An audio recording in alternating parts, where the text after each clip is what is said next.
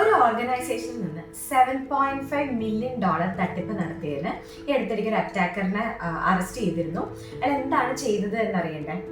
കമ്പനിയുടെ business email compromise ചെയ്ത് അതിൽ നിന്ന് ജെന്യൂൻ ആണ് എന്ന് തോന്നിക്കുന്ന തരത്തിലുള്ള മെയിലുകൾ വേറൊരു കമ്പനിക്ക് അയച്ചു. അതിൽ ഫിനാൻഷ്യൽ ട്രാൻസാക്ഷന് വേണ്ടിയിട്ടുള്ള മെയിലുകളായിരുന്നു.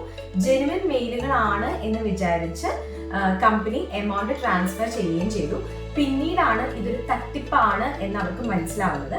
ഇത്തരം അറ്റാക്കുകളുടെ പേരാണ് BEC attack. So financial transactions handle ചെയ്യുന്നവർ ഇത്തരം അറ്റാക്കിനെ കുറിച്ച് മനസ്സിലാക്കുക. അതുപോലെ തന്നെ നമ്മൾ ഫിനാൻഷ്യൽ ട്രാൻസാക്ഷൻസ് നടത്തുന്ന സമയത്ത്, മെയിൽ വന്നതിന് ബേസ് ചെയ്ത് നടത്തുന്ന സമയത്ത് കുറച്ച് കാര്യങ്ങൾ ശ്രദ്ധിക്കുക.